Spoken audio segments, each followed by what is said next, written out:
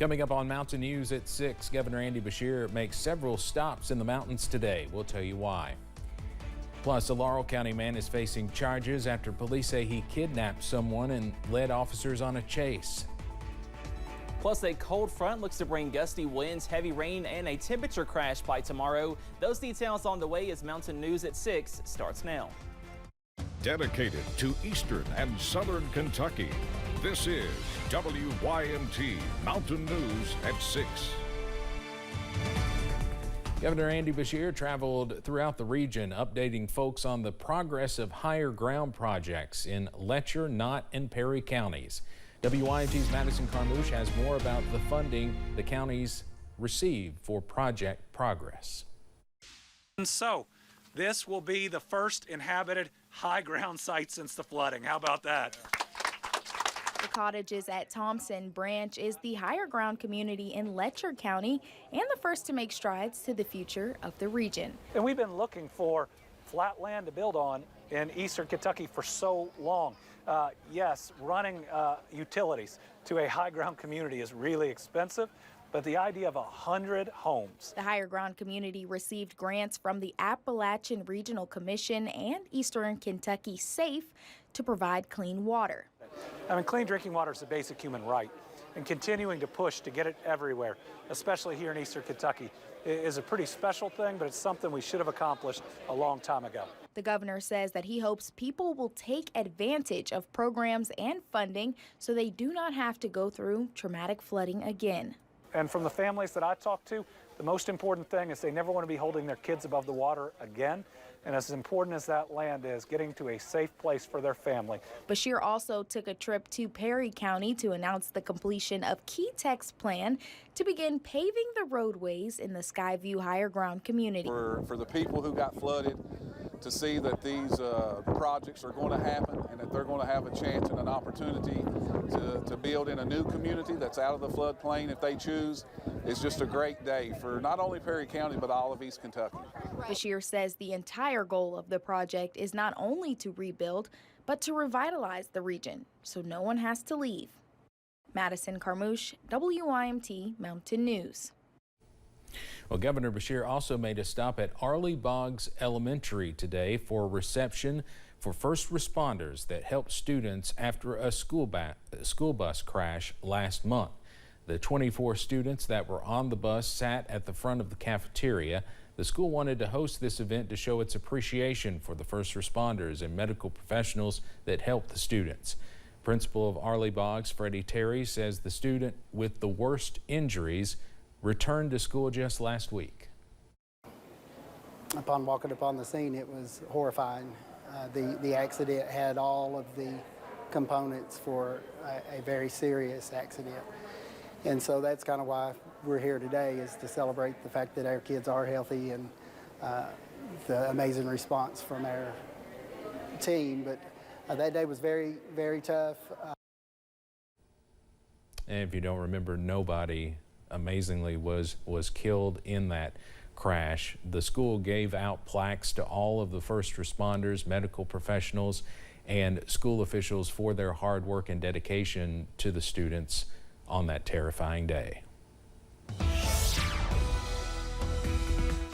We are tracking some more mild weather as we go into your Tuesday evening. Most of us also dry, but we are tracking a few spotty sprinkles, mainly in the Cumberland Valley at this hour, zooming into portions of Wayne County, pushing into McCreary, also Whitley County, also in Campbell and Claiborne County. Nothing too heavy, but a few sprinkles are possible in the Cumberland Valley as we go over the next little bit there. If you have plans this evening, go ahead and download that First Alert weather app as we are tracking some more unsettled weather at times. Not going to rain all evening or all night, but off and on showers are possible.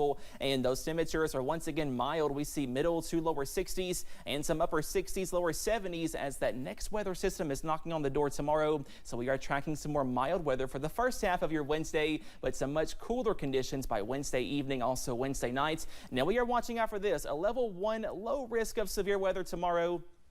The main timing looks to be from 6 a.m. to about 1 p.m. in the afternoon. So we are tracking the potential for some heavy rainfall, some gusty winds. The tornado threat very, very low, but it's not zeros. Just be sure that you stay weather aware and you have multiple ways to receive warnings just in case. More details on this weather system plus some much cooler air by this time tomorrow coming up in just a little bit.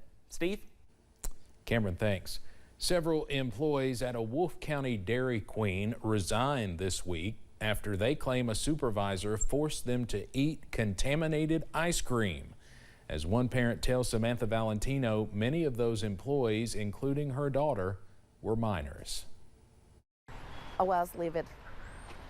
I was livid. Angela Patton says on Friday night her 17-year-old daughter was called into work at the Campton Dairy Queen for a mandatory meeting. In the meeting, her daughter claims employees were told to eat ice cream that had been contaminated with cleaning solution. They were told by the manager that whether or not they liked chocolate ice cream, they were going to taste it today.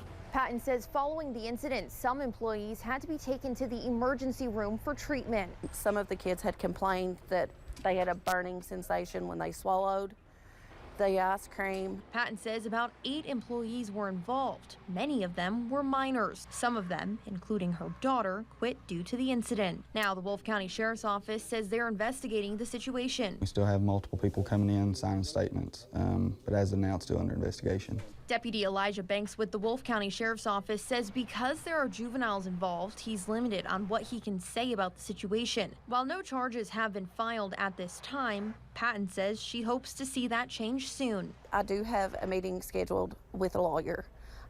What they done is not right. In Wolfe County, Samantha Valentino, WKYT. We have reached out to the Campton Dairy Queen. They say they have no comment on the situation. One person was flown to the hospital after an explosion in Pulaski County today. The fire department says they responded to a home in Somerset for a report of an oxygen tank explosion. The condition of the victim is not known, but officials say they had severe burns to their face. Right now, investigators are working to figure out what caused that explosion. Fire officials say the victim told them a candle caused it. More than 6 pounds of meth is off the streets after sheriff's deputies in Clay County chased down 2 men from Georgia. Deputies arrested Cedric Shropshire and Kendall Boynton early this morning. The men were taken into custody after Shropshire led police on a car chase in which Boynton bailed out of and led police on a foot chase.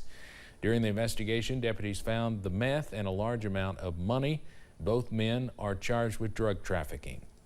In Laurel County, the sheriff's office is asking for your help identifying 2 people. Police say the suspects are wanted for an overnight burglary that happened at a building off Lilly School Road, 6 miles south of London. Authorities did not say what was stolen. If you know who these people are, you're asked to contact the Laurel County Sheriff's Office at 606-864-6600. A Laurel County man faces several charges and potentially more to come after a police chase Monday morning. WYMT's Chandler Wilcox tells us about the timeline of that incident. London police responded to a reported kidnapping in the area. Officers located the suspect, but the man tried getting away.